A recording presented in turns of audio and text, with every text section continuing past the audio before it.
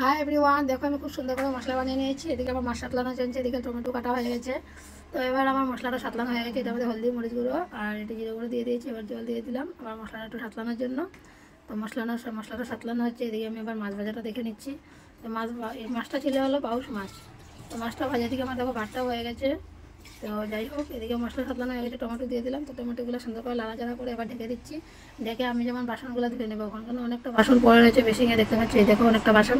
তো আমি কী করি জানো, রান্না করতে করতে আমি ভাবি যাতে আমার বাসন ধোয়াগুলো হয়ে যায়, বুঝলে না, এগুলো কাজ শেষ হয় না। এগুলো কাজ করতে অনেক সময় চলে যাচ্ছে। এদিকে রান্না চলছে, এদিকে বাসনটা ধুয়ে নিচ্ছে, আঁচটা কমিয়ে রেখেছি যাতে মশলাটা পড়ে না যায়। তো এবার আমি যাবো হাতটা ধুয়ে আবার গিয়ে মশলাটা দেখে নিচ্ছি। তো দেখি না, মশলাটা সুন্দর গায়ে মাখা হয়ে গেছে। তো মোটামুটি সাতলানো হয়ে গেছে। তো এটাতে এবার আমি একটু জল দিয়ে দেবো। জল দিয়ে সাতলানো তো সুন্দর করে হয়ে গেছে, নাড়াচাড়া করলাম আর মাছগুলো নামিয়ে নিচ্ছি। তো এবার এটাতে একটু জল দেবো, জল দিয়ে আর যে মাছের পিসগুলো আছে ওই ঝোলটাতে ছেড়ে দেবো। তো ভালো মতো মশলার সাথে জলটা যে দিয়েছি, মশলাটাকে ভালো মতো মিলিয়ে নিচ্ছি। তো মিলানো হয়ে গেছে। এবার তো মাছগুলো দিয়ে দিলাম, মাছগুলো ঢেলে দিলাম। পাউস মাছ ছিল আবার বলছি। তো সেদিন রান্নাটা হেভি টেস্ট হয়েছিল। তো এবার ঢেকে দিলাম। তো আবার চলে যাচ্ছি বাসন ধোয়ার জন্য, যে কয়েকটা বাসন রয়ে গেছে আরও, সেগুলো ধুয়ে নিচ্ছি। তো আমার এদিকে যাতে রান্না হতে হতে আমার বাসনগুলো ধোয়া হয়ে গেল, বুঝতে পারছি। তো আমার এটাই তো কাজ শেষ হবে না সারাদিন। তো মাছ রান্নাটা এই যে কমপ্লিট হয়ে গেছে। তো আর এদিকে দেখো আমার বেসিনটাও খালি হয়ে গেছে, বেসিনের বাসন ধোয়াটা কমপ্লিট হয়ে গেছে। তো এবার আমি বাসনগুলোকে গুছিয়ে রেখে দিচ্ছি। এদিকে যে বাসনগুলো দেখতে পাচ্ছ, বাসন ধুয়ে দিয়ে অনেকটা গুছিয়ে নিয়েছি।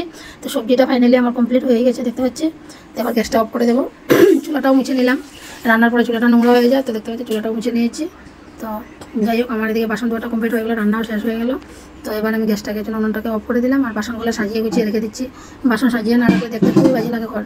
তো রান্না করে বাসনগুলো ঠিকঠাক করে রাখলে না, তবেই মানে রান্নাঘরের সৌন্দর্যটা বাড়ে। এটা কিন্তু জেনে রাখবে, আর এটা সবাই জানে, সব মেয়েরাই জানে যে রান্নাঘর আটানো গোটানো থাকলেই দেখতে সুন্দর লাগে না, ভালো লাগে না। আমার না প্রচুর বাসন, যেগুলো আমি কি করি একটার ভিতরে একটা ঢুকিয়ে ক্লোজ করি, নাহলে এত বাসন রাখার জায়গা অসুবিধা হয়ে যায়। তো এবার এখানে দেখতে পাচ্ছি বাসন দেওয়া কমপ্লিট হয়ে গেছে আর রান্নাও কমপ্লিট হয়ে গেছে। রান্না আজকে কিছু করি নাই, ডাল বানিয়েছিলাম আর মাছ চচ্চড়া বানিয়েছি। দুপুরে যাই হোক, দেখা যাবে কী বানাবো। আর এদিকে তোমার সাথে গল্প করে আমার বাসন ধোয়াটা, বাসন আটানোটাও কমপ্লিট হয়ে গেলো। আর এই যে ডালটা বলেছি, ডালটা মধ্যে সবজিও দিয়েছি। তো সেদিনের রান্নাটা বেশ ভালো হয়েছে, কিন্তু কয়েকদিন আগের ভিডিও দেখতে পাচ্ছ। তো এই যে তখন ফাইনালি আমার মাছ তরকারি কমপ্লিট। তো এই ব্লগটা এখানে শেষ করলাম, বাই বাই।